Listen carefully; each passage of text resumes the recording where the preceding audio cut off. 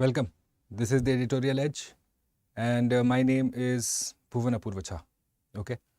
As always, we will take a look at topics not just from the point of view of prelims, but also from the point of view of understanding, say, the possible questions that can be asked not just in prelims and also in mains.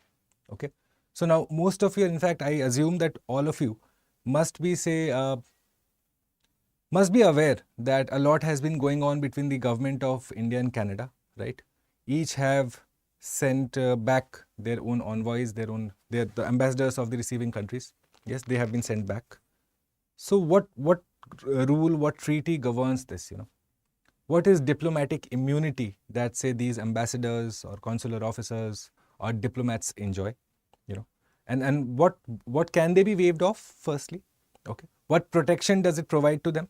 That is going to be the agenda of our first discussion. Okay, we'll take a look at diplomatic immunity and the convention that surrounds it. So there's an international convention, a treaty that follows it. I had put up a question on my Telegram channel last evening, and I saw that many of the students had got such a basic question incorrect. So I thought, might as well, discuss the basics, the fundamentals, because that is most likely to be checked by UPSC in the prelims. Okay, that's agenda number one.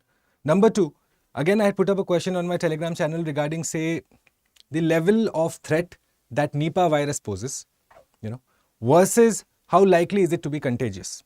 For example, COVID-19, was it high in mortality and high in contagiousness, if you can understand it that way? Yes, it was.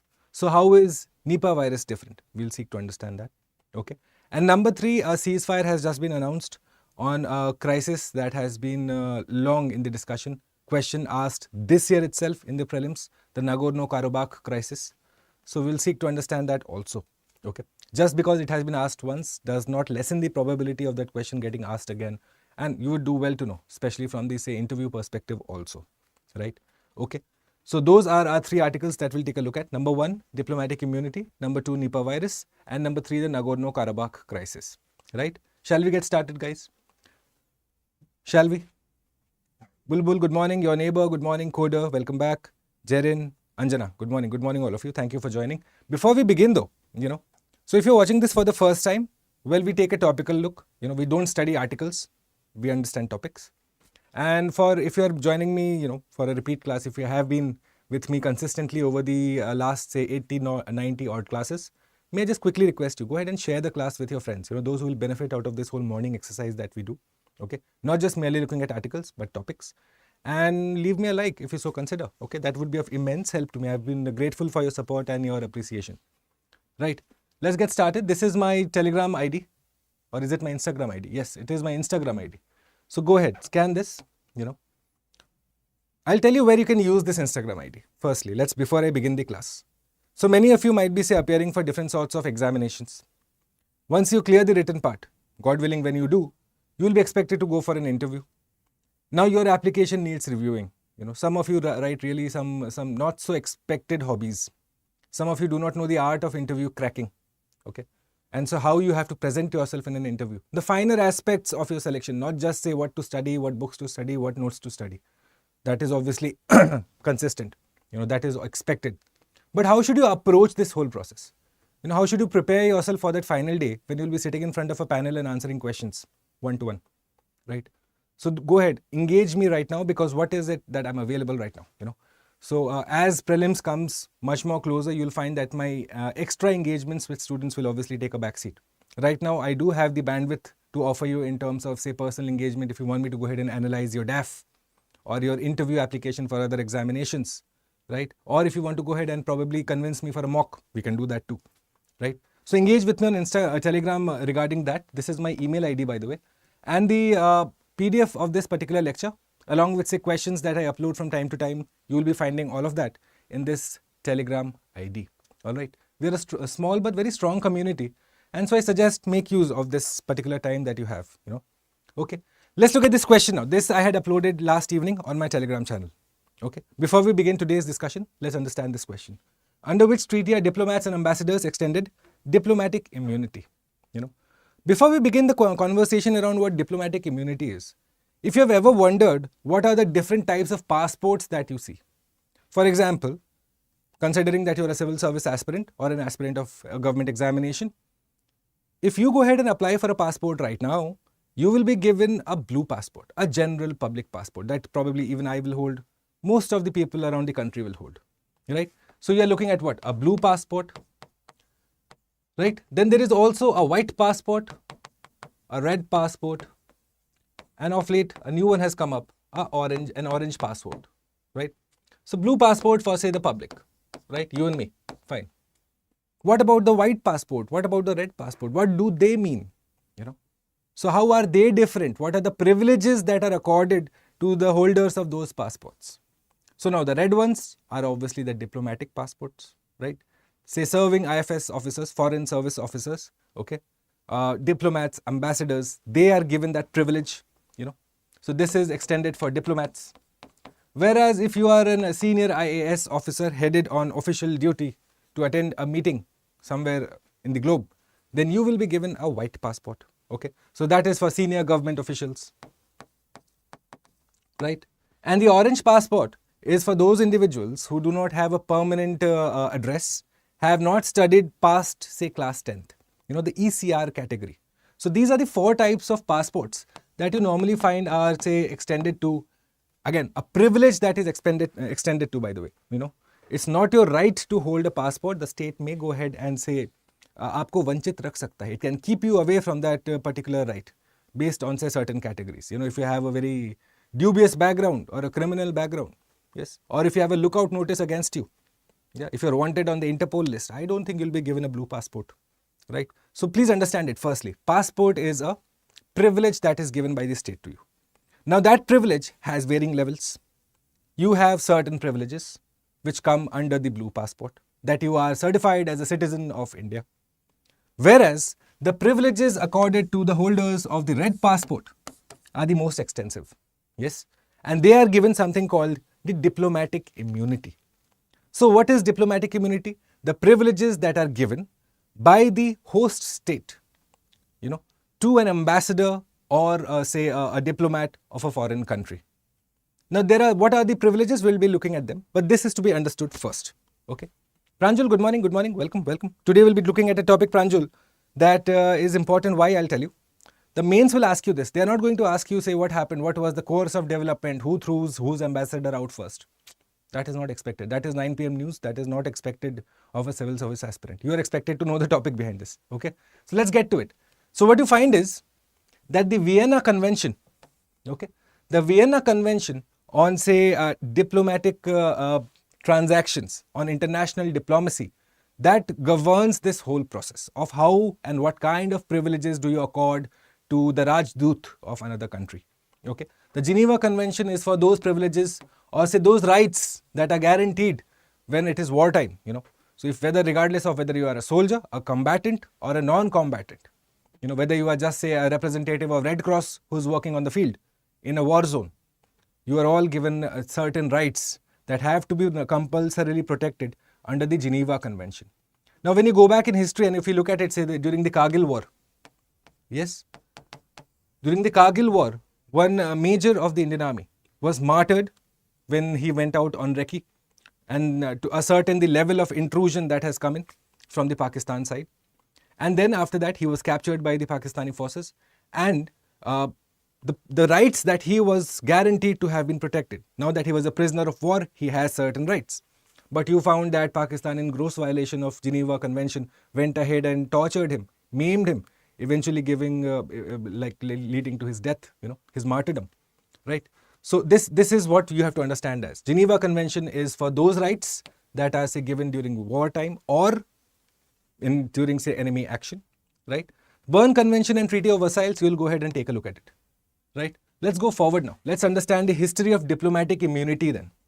So when you look at the history now, why am I discussing this? Because in the mains, it's quite likely that you will use one or two of these points to drive home your point. You know, just merely knowing what rights and privileges are there is myopic. You need to be prepared for the mains right from now. So what is the history of diplomatic immunity? Now what you find that during Ramayana, yes, you had, say, Bhagwan Hanuman who went to King Ravan's court, right?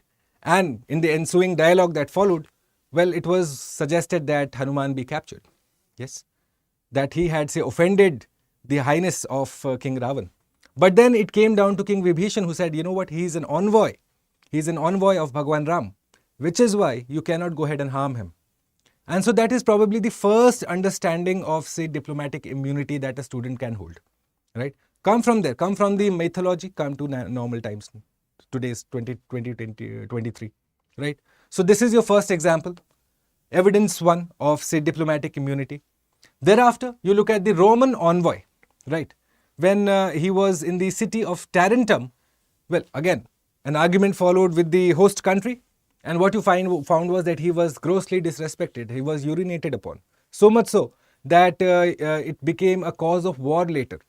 You know, same thing in the Indian context. An envoy of Raja Chola. Yes. So you found, when you go ahead and read about the Kandalur war. Yes. Present day somewhere around Kerala. Kerala, Tamil Nadu border essentially. Okay. So in the Kandalur war, the envoy of Raja Chola was again visiting the court of the host country, the host kingdom. And you found that, well, the envoy was disrespected. And so that's it. You have infringed, you have hurt the sovereignty, the whole, the king's honor is associated with his envoy, you know. So you never mess with the envoy. That is ground number one. Unless and until you have reasonable doubts to do so, and that too are, say, very narrow in limitations, narrow in interpretation. Okay. So you find that historically we have had instances where, say, a diplomat's respect, his authority, right, is directly correlated and extrapolated to the king's authority and the king's respect, or, say, the sovereign state's authority and the sovereign state's respect, right? So thereafter, even when you look at, say, Prophet Muhammad, you know, even he says that in terms of, say, receiving envoys, regardless of whether it may be an envoy from an, say, enemy country, yes, you always accord the highest amount of respect. You know, dignity is to be accorded to him. Privileges are to be extended to him, regardless of whatever, say, your personal bilateral relation might be, right? So you have evidences across our mythological references, across, say, our historical references, that always have laid down, in fact, the foundation of what today we know as diplomatic immunity. However, all of this was codified when? And much later, okay? So these all are, again, a historical perspective that you can provide to your answer. But all of this was codified in 1961, and that's where our story now moves to. In 1961, we had Vienna Convention. Now, when you understand Vienna Convention, there are many Vienna Conventions, by the way. Okay, as UPSC students, the more aware of you will know that we have a Vienna Convention on, say, ozone layer protection also. Yes, we have a Vienna Convention on road traffic. Okay, we have a Vienna Convention also on, say, illicit and psychotropic narcotics, essentially. Their trade, how it is to be limited. You have a Vienna Convention there. So many Vienna Conventions exist. But in terms of diplomatic immunity and the privileges that you go ahead and extend to a diplomat or an ambassador, they are covered under the Vienna Convention on Diplomatic Relations, adopted, in fact, put forward in 1961 and adopted, entered into force on 1964. What does it do? It provides a complete framework for the establishment, maintenance, and termination, all three. You go ahead and make friends, continue the friendship, and eventually turn your back on that friend. All of these three, how it is to be done, the exact procedures are laid down under the Vienna Convention. Okay. Now, it entered into force in 1964. Only two nations so far have gone ahead and not signed it. Okay.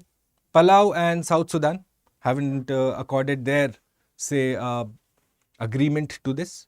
Now, there is no other country across the whole world. So you can go ahead and note this down, or probably make a note of it. I'll be sharing it in my Telegram channel. Across the whole world, okay, there is no country that has signed it and then not ratified it. Every country has, in fact, whichever country has signed it has gone ahead and ratified it. Okay. So this essentially is what? The framework on which you go ahead and make friends, or, say, dump friends in the international circle. Right?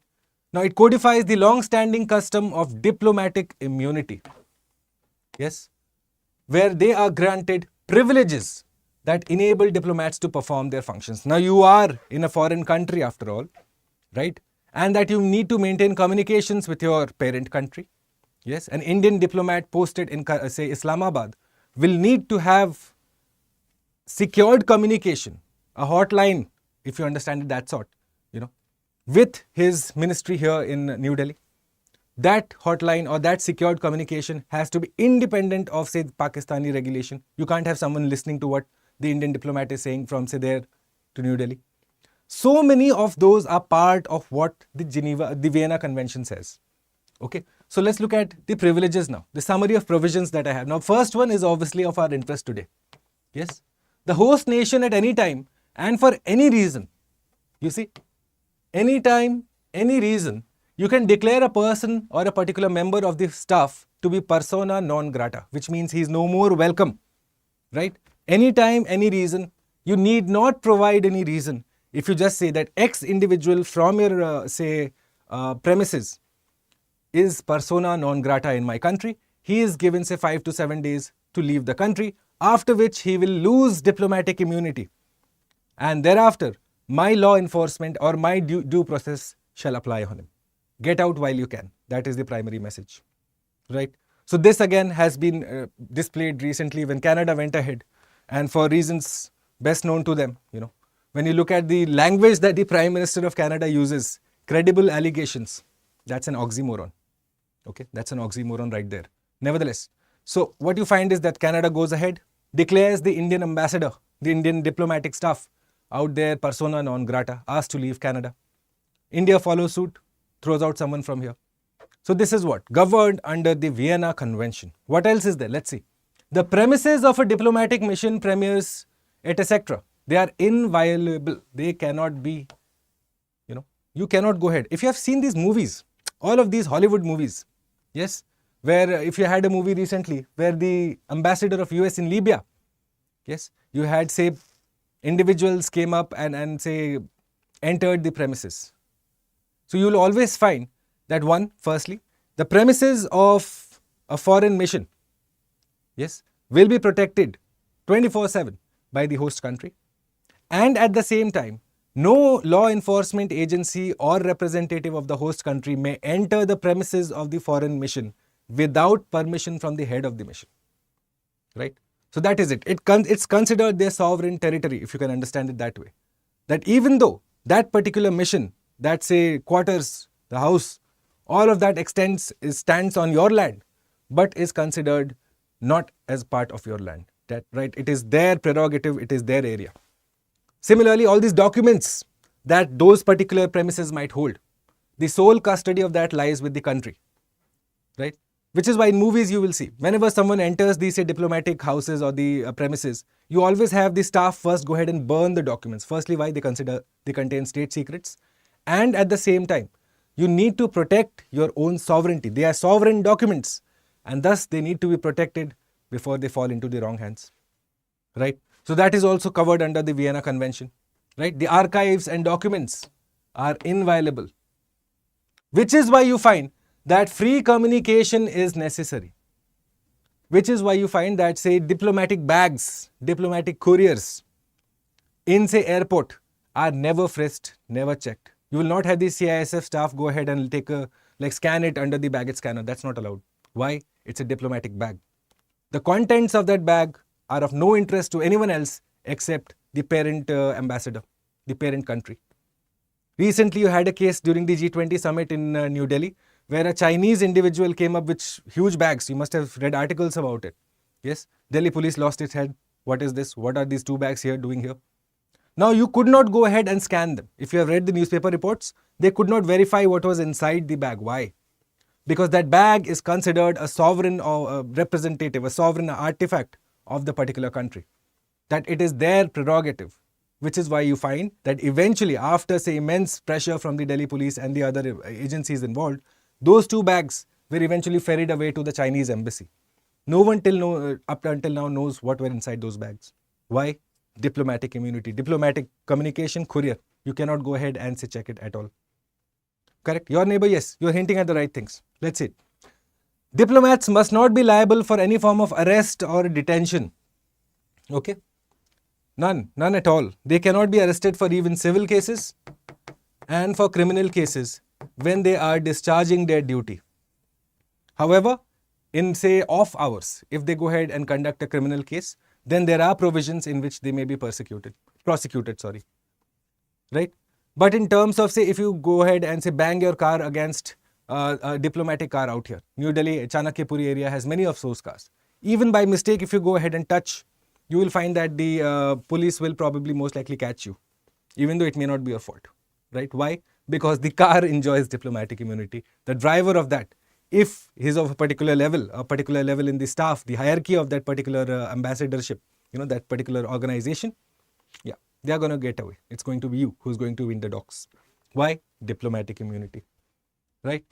Let's go forward. Some other summaries. Diplomats are immune from civil and criminal jurisdiction. You had an instance recently where an Indian foreign service officer, yes, was accused of, say, misrepresenting wages being paid to the house help in USA. She was eventually caught, she was put in, say, preventive detention in the New York courthouse. And eventually you found that because the diplomatic privilege, immunity privilege was extended to her, she was, after all, a member of the Indian Foreign Service, which is why she was sent back to India. Or most recently in Gurgaon, yes, you had a particular Middle East, two ambassadors, diplomats of that particular country. They were accused of housing sex slaves, right? And so you had the ambassador, the diplomat, the whole consulate of Nepal, they wrote to the police, a raid was conducted, and what you found was that eventually, in spite of such a ghastly act, they were let go of. Why? Diplomatic immunity. Yes, so even though it has its positive uses, what you find is that it is more often than not, at times, misused and taken as something that is for granted. So now the question might ask you whether it needs revision, whether there are certain provisions that need a relook, or it could ask you to have a comprehensive analysis of what, say, Vienna Convention is. Okay? Right? Diplomatic missions are exempt from taxes and custom duties. Okay? Even the salaries that they get, obviously, it's coming from the parent country. But regardless of that, for example, in London, okay, here let me give you another example. In London, if you go ahead and say, if you were to drive your car, you are to pay a congestion tax. Okay? It's sort of a entry tax that you have to pay for driving in London. Guess what? None of the diplomats, none of the ambassadors, none of the consular staff have to pay that. You realize that? So this local toll, FASTag nonsense, nothing of that. They are exempt from everything. Okay? And family members too, by the way. So here it is. MCQ. Family members of diplomats also enjoy the same protection as the diplomats themselves. They also are accorded diplomatic immunity. Eventually understand it as this, that it is the whole point of diplomatic immunity is to give the maximum bandwidth, the maximum, say, width to a diplomat or an ambassador from a foreign country in order to enable them to efficiently discharge their duty. However, in this process, what you also find is that some of the provisions are misused, much to the chagrin of the receiving country who cannot do anything about it. Right? So there are two sides of the coin, which is why I suggest that it makes for a very prime question to be asked in mains next year. Because they often ask you to analyze both sides of the coin here. I've tried to present that in front of you. Right? Okay, that completes the first discussion on diplomatic immunity, my friends. Now what you will do is answer these questions in a linear format in the comment box. Many of you have been engaging with this, much to my satisfaction. I'm thankful for you and thankful for your participation, right? So let's go for it. Question number 1, this is. By the way, I uploaded it on my Telegram channel, so the question is directly picked from there. Under which treaty are diplomats and ambassadors extended diplomatic immunity? Well, you now know the answer. Let me know in the comment box. Question 2. Blue passport, red passport, white passport, orange passport. Okay. You will match the following. Blue passport, is it for general public? Red passport, is it for senior government officials, IAS, IPS, IFS, forest service? White passport, is it for foreign service only? And orange passport, is it for those who have not studied past class 10th, who may lack a physical address? Okay. You will let me know which are incorrectly matched in the comment box below. And let's look at question number 3 now. Vienna Convention may refer to which of the following? So I have told you that Vienna Convention is not just related to, say, diplomats and diplomatic immunity and international relations, if you want to understand it as that. It's not just about this. There are several other treaties that are also known as the Vienna Convention. Go ahead and identify which of them am I referring to. Civil liability for nuclear damage, protection of ozone layer, road traffic, and traffic of psychotropic narcotics drugs. Okay, that's question number 3 for you.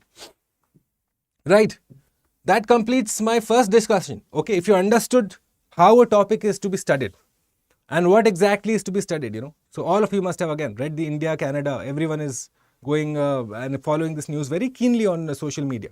But as civil service aspirants, you are supposed to know the provisions behind whatever is happening. Why what is happening is happening. Always ask yourself that question. And that remains the primary focus of our Prelims to Interview initiative also. Okay, I am associated with the English batch and I take a look at geography, environment, international relations and CSAT for my students. And so this batch beginning tomorrow or day after is it? Tomorrow, 22nd, 6 p.m. evening batch, I plan to start with physical geography, right?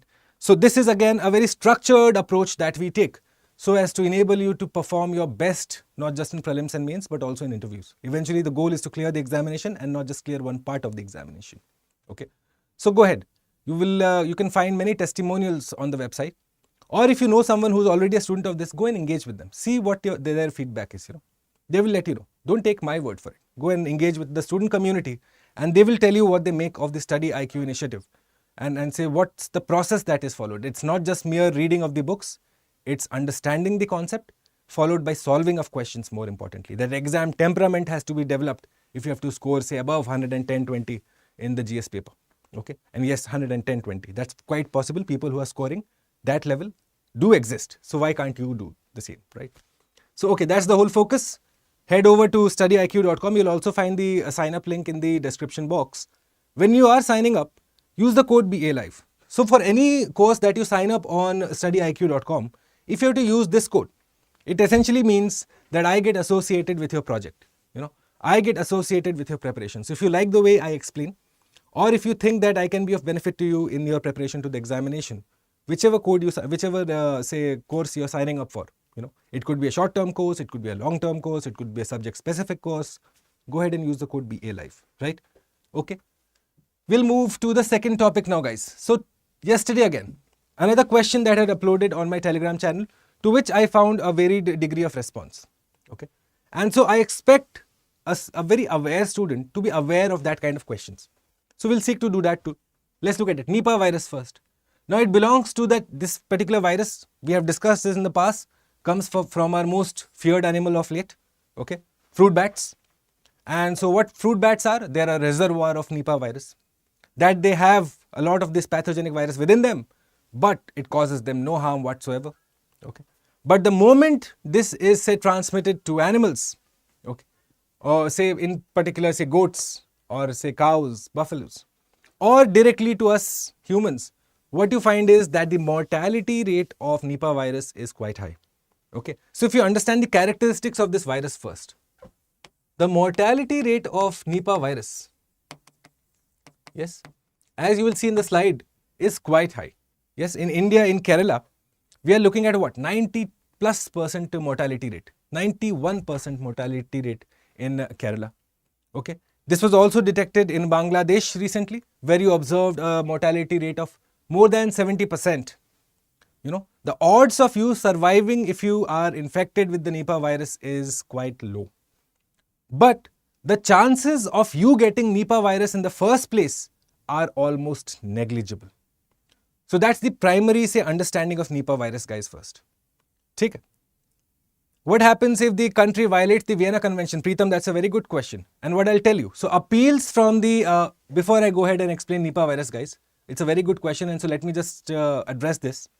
So if you go ahead and violate the Vienna Convention, firstly understand that diplomacy works on mutualism. I do to you what you do to me. It's the same. There's no, say, divergence there. It's you scratch my back, I scratch yours. It's give and take. The moment you go ahead and violate Vienna Convention, you will see repercussions come from the other side. And in case if it's a grave violation, then the appeals to that lie in the International Court of Justice. Okay. You can go ahead and lodge a formal protest there, not just say in the United Nations, where obviously it will be discussed. Your whole diplomacy will be made fun of in the international circle. But more importantly, you will face consequences once the ICJ comes into action. Okay, Preetham, I hope that clears it up for you. Right? Moving forward to Nipah virus now. So, mortality rate, high. Okay. But the chances of you getting infected with this. So, the contagious, how contagious is it? Well, that is quite low. You see, as compared to say coronavirus, where you found that the mortality rate was significant, and in terms of this second criteria, how contagious was it? It was extremely high, right? So that's your first understanding, that this is a particular disease which is high in mortality rate, but the contagiousness factor is quite low. Okay. Now, fruit bats, number one, when the virus jumps to human beings, it presents a different picture. You are looking at these kind of animals that may also get infected by this, right? Now, this is your primary understanding. Here, I expect an MCQ to be picked from here, okay? Because this is one fact that is not, say, given in many of the notes or many of these other sources that you might be referring to. So, make a note of this. Essentially, the mortality rate is high, contagiousness quite low. Now, what are the symptoms? Firstly, you are expected to have common viral fever. Now, see, understand it this way. First, understand what is patient 0. Patient 0 is, or the index patient, is the first case, the recorded case of that particular disease. Okay. For coronavirus also, we had a patient 0. Similarly, we have also a patient 0, or we would like to have a patient 0 for the Nipah virus. But the problems of this now, and just let's apply our brains here collectively. Okay. That the symptoms of this firstly look like common cold. Okay. So you don't expect when you get common cold to go to the nearest hospital or infirmary. Even if you were to go, okay, let's understand, let's assume you are very careful about your health. Even then, the doctor there might just give you a simple, say, retroviral and like, okay, chalo jao. Ye kha pi ke jao, thoda bahut kha lo ye. You know, one particular medicine, okay, done. They are not also going to register it as, or even think of registering it and testing you for Nipah virus. Then your condition starts to deteriorate, okay. You are looking at, say, your nervous system getting affected. Eventually, you go ahead and slip into a coma. Death follows. Do you understand the problem here? The problem is that you cannot go ahead and identify the Nipah virus patient 0 because the process takes too long. And once it does become too bad, well, how do you go ahead and do contact tracing then? After all, it's been some time since you contacted the virus. Do you realize this? But in case of coronavirus now, so you get the virus, you show symptoms, say, within 3-4 days, your condition deteriorates, which means you have a time span of what, 7 or 8 days, right? Here the Nipah virus, the time span is quite high. That is the whole point of it. Okay, let's understand it now. As the disease advances, these initial symptoms of the common viral fever, it has neurological manifestations. Okay, you will look at, say, memory impairment, seizures, coma, then death. Okay, so in India, where multiple outbreaks have already occurred, now this is the problem. The precise mechanism by which the index patient gets infected is still unknown. You have no idea how did patient 0 get it in the first place. After all, coronavirus, you look at, say, the patient's travel history. Okay. Here also you can go ahead and do that. But you understand that fruit bats also exist in India. Now in Bangladesh, for example, you had a particular type of tree. Okay. And so this particular Nipah virus outbreak in Bangladesh, they found through IR, infrared cameras, they found that the fruits of this tree were being visited by these bats at night. They would eat the half-eaten fruit, and thereafter this fruit would be consumed by, say, the animals or, say, humans alike. And thus, you had the localized cases found there. Now, go ahead and understand this. You have a half-eaten fruit which has been consumed by an animal, which may have been consumed by several other, its meat might have been consumed by several other people. How are you going to identify who was patient 0? Do you understand the problem here, guys? Okay. So, patient 0, you do not know how to go ahead and isolate them, which is why you find that by the time you go ahead and even think of, say, doing that linkage, figuring out who was the first banda or bandi who got infected by Nipah virus, they are either dead or they are far too serious to even give you details of what they have done, right? So, patient 0 again, you cannot identify, which is why you find that thank God that the mortality, even though it is high, the contagiousness factor is low. Because given that isolating the patient 0 is extremely difficult, okay, given that you do not have the direct linkage between what is causing it. Yes, fruit bats do cause it, but how is it coming from fruit bats to humans? What is the linkage? Is it coming directly? Is it coming via some third party? Goats, sheep, cows, buffalo? Not very easy. That is the problem of Nipah virus, guys. Okay, so let's look at it. Nipah virus versus COVID-19. In COVID-19, there was no natural immunity in the population. Now look at this. It had an R0 of 2 to 3. What does R0 essentially mean? It means the rate at which you are going to transmit that particular virus to others. So for example, if I was infected with COVID-19, I would be at least likely to go ahead and spread my virus to at least 3 other people. Whereas in case of Nipah, that figure is only less than 0.5, I believe, 0.4. Do you realize? Which is why the contagiousness factor is less. You find that when the R0, okay, when the R0 becomes less than 1, it is assumed that the outbreak has been controlled. Okay, that the outbreak or whatever was there, it has been controlled. Right? So you find that even though the Nipah virus has an R0 of 0.4, but given its high mortality rate, it deserves a lot of seriousness. Right? That even though say less number of people are going to be affected, those who do get affected, their chances of survival are incredibly low. Clear? So that's Nipah virus, the whole discussion for you here.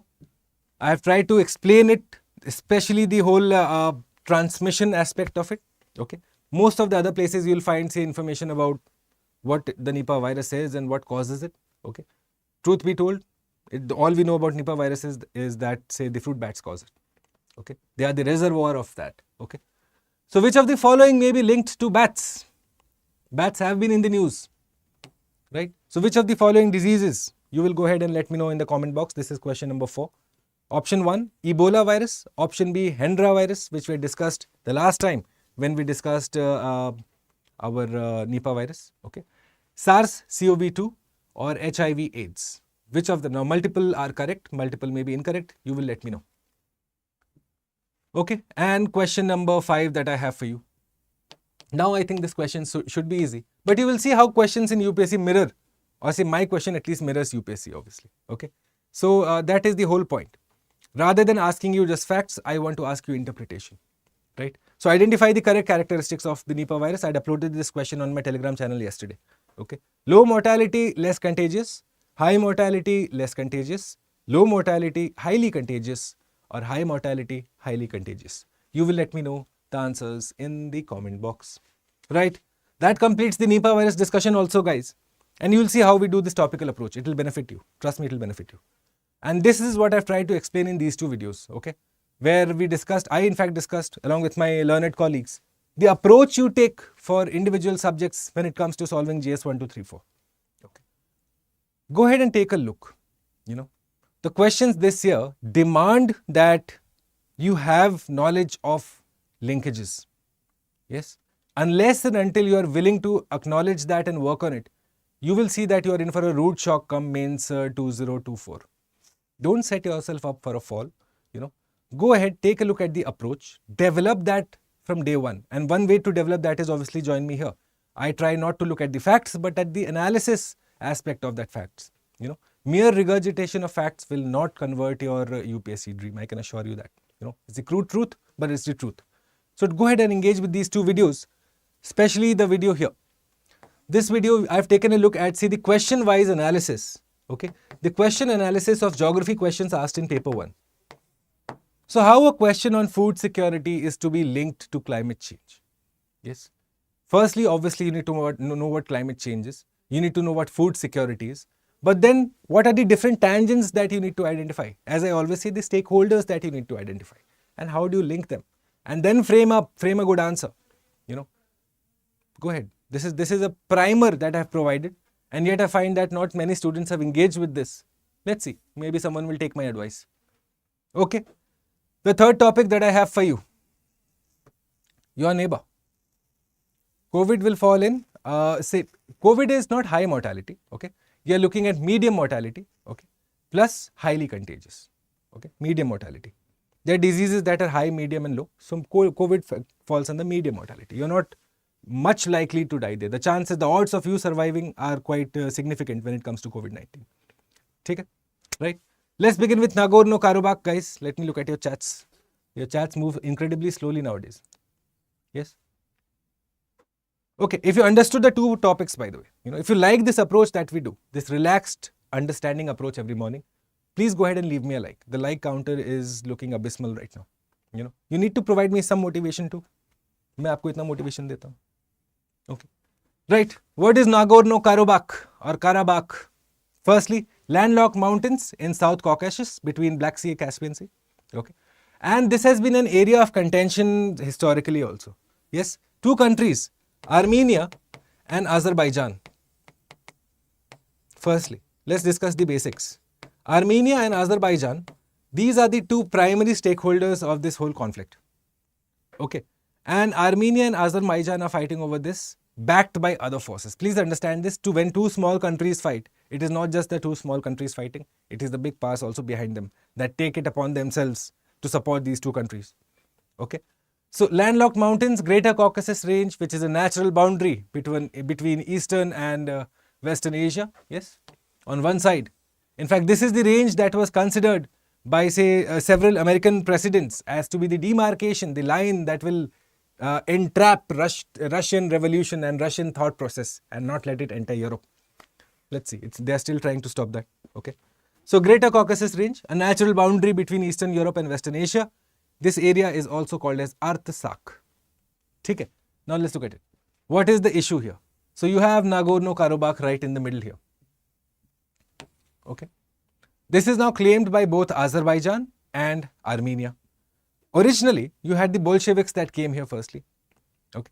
Now the Bolsheviks came in and that time different parties emerged. Let's look at it. Territory is internationally recognized as a part of Azerbaijan, which is, by the way, Turkic Muslims. Okay. Azerbaijan with its Turkic Muslims and Armenia with its Christian population. Okay. Which is why you find that the Armenians are being supported by the Russians. Okay. Azerbaijan is being supported by Turkey. You see how battle lines are drawn. Okay. Now, Armenian government is not recognized there. Essentially, what is the whole area is under, say, Azerbaijan control, but it houses a significant number of Armenians. Do you realize? The land belongs to someone else. The people belong from somewhere else, which is why the whole conflict is there. Okay. This is a burning conflict. In May also, this was again, we had a massive flare-up. So the Armenians claim the historical dominance before Christ. The Azerbaijani Muslims, the Turkic Muslims, they accuse Armenia of driving out Azeris in 1990. And this is where the conflict begins now. In 1990, because of this action, wherein the Azerbaijan population were chased out, right? So this was taken to heart, obviously. Land is a source of contention everywhere. So from 1990 up until now, you have had Azerbaijan which wanted to regain this lost territory. Okay. Azerbaijan wants full control of the enclave. It will not let go. Why? For Azerbaijan, it has now become a sovereignty issue. For Armenia, on the other hand, it has become a people issue because its people are there. Thus, you had the entry of Russia and Turkey into this. Okay. First, the Russians came in and the Bolsheviks took over. So that time you had this whole area that was Sovietized.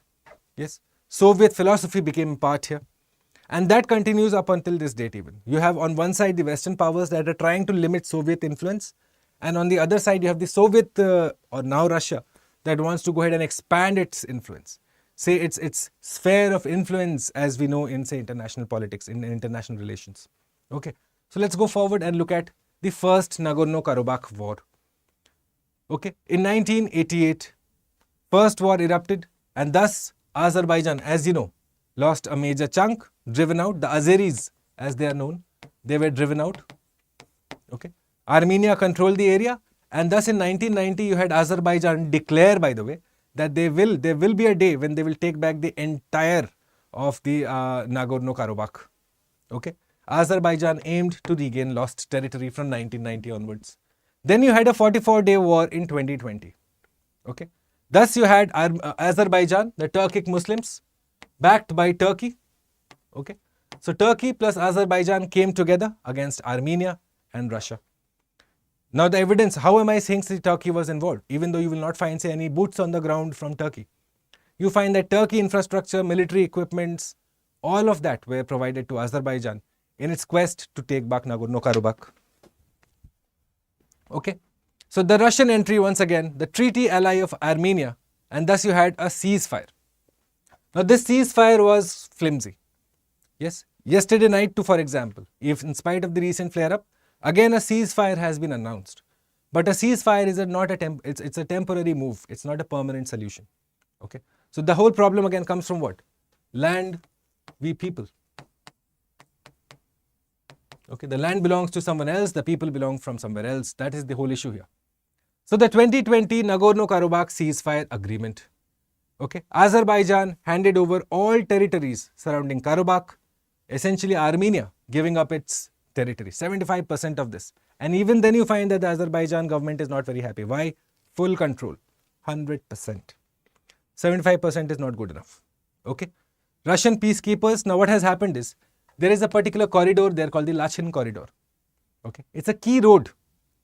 Okay, and that road right now is controlled by Russia.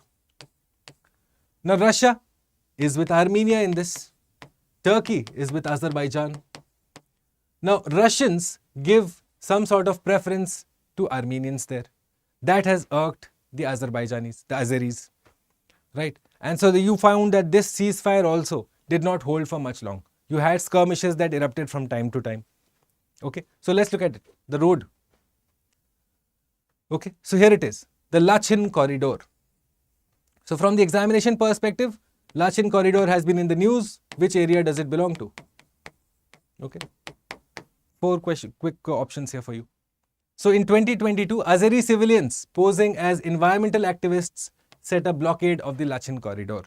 You see, what you can't do from military, you take non-military help. So the so-called activists came up, set up an environmental blockade. You could not have Russia that would wanted to do anything. Russians and only Red Cross envoys were allowed. No Armenians to be allowed straight away. Access limited. Okay. Now Azerbaijan has set up a military checkpoint on that very road.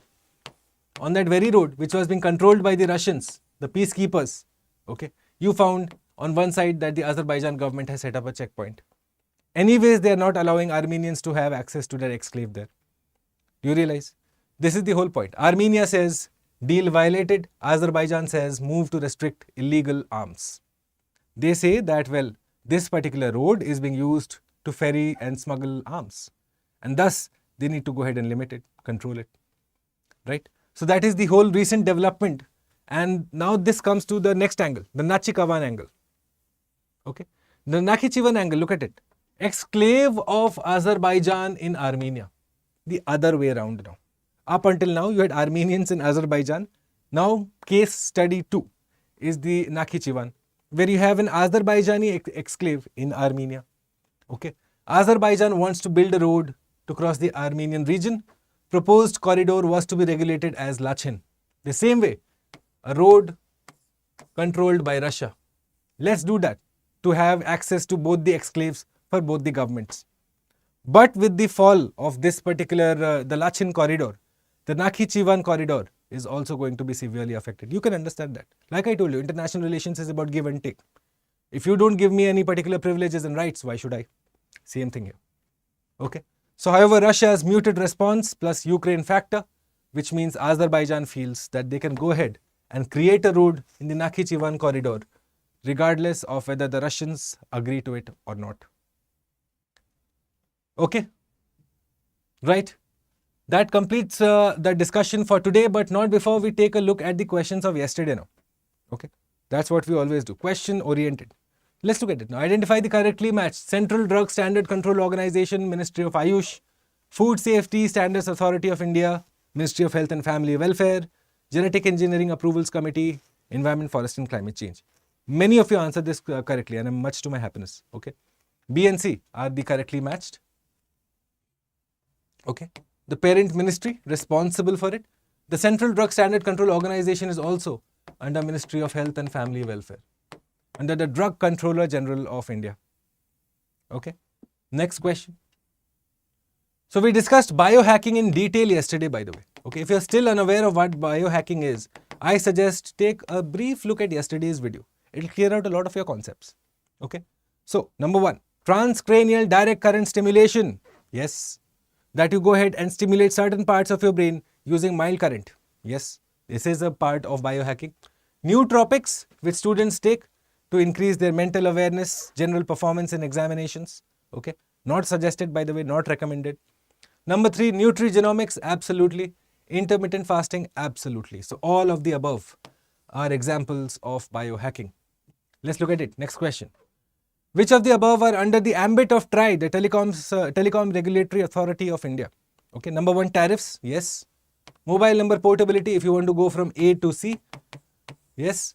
You are going to have certain guidelines, regulations, rights as a consumer that need to be fulfilled, and that is provided for by TRAI. Okay. Content regulation on Netflix. Now the content regulation, yesterday's class we discussed, the content is the sole responsibility of Ministry of Information Broadcasting. Whereas the carriage of the content, which means how the content arrives to you, internet, DTH, voice over internet protocol, whatever it be, how is it coming to you? That is governed by the Telecom Regulatory Authority of India, which essentially looks at the telecom service providers, your Airtel, your Jio, your Vodafone, your all of the other BSNL, okay, and DTH service too. So you find that A, B and D are my answers here.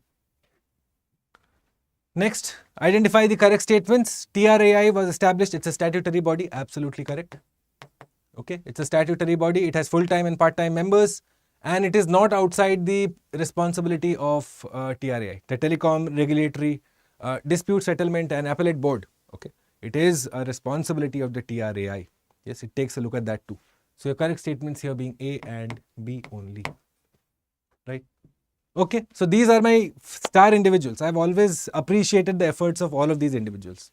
Monica, Shubham, Revisit, Akansha, Pooja, Ulfat, Neerja, Ajay, Karuna, Pranjul, Kalyan, Mandeep, Akhil, Vaishnavi, Lekam, Crystal, your neighbor, Rahul, Abhishek, Akshay, Ayush, Frown Clown and Aditya. Firstly, thank you all of you, keep at it. Today's questions also should test your understanding of what we have done over the course of the last 1 hour or so. Now, before I close the class, Ajay had a suggestion for me, Ajay Shangden from Darjeeling. He had a suggestion for me that I should mention my sources. You see, my sources are, Ajay, they are not say article specific. As you see, today's discussion, the discussion on diplomatic immunity, what you'll find is that say we have gone ahead and understood the concept. Now if you go ahead and read whichever article related to say whatever is happening between India and Canada, it will start to make a lot more sense to you. You'll catch keywords in the article which will make you understand, okay, this is what is being interpreted and what is being meant. Okay. So I do try to provide sources and further reading in my Telegram channel. For example, recently I had done an article on a discussion on, I believe it was EHD, and I shared articles for that, a particular further reading for that in my Telegram channel. Okay. So that's what I do. It will not be possible for me to mention my sources because my sources are varied. I'm not just reading one newspaper. I make sure to consult various portals, various newspapers, various websites to come up with the points that will be of most benefit to my students. Okay. Good morning, Alika. How are you? Welcome, welcome. Preetham, in newspapers, many times we read antibiotics in bats found in Kerala. What is the meaning and is it important? So what you find is, again, it's to do with, say, this presence of or increased concentration of antibiotics in our own bodies. Eventually you are looking at what? That say, if you have more of these pesticides and insecticides that are being used in our agricultural production, it is going to get transmitted into our animal kingdom also. Yes. So that is to do with the biomagnification bit that we always talk about. Okay. Right. So that concludes my class, my friends. We will see you tomorrow. I'll see you tomorrow for the last class of this week, the editorial at 6:30 am. We'll take a look at another set of very important topics. Meanwhile, before I close the class, next week, from Monday till Saturday, most likely, and I'll confirm it on my Telegram channel over the weekend, most likely, you will have recorded versions of this daily news analysis go. I hope that you will continue your support for the daily news analysis just for next week. Meanwhile, I'll keep you updated on my Telegram channel. So if you have not so yet already, go ahead and sign up on my Telegram channel, because that's where most of the information is uploaded first. This is my Instagram, by the way. Talk about a faux pas. Okay. Right. I'll see you tomorrow morning, 6:30 a.m. Bye, guys. Have a wonderful day.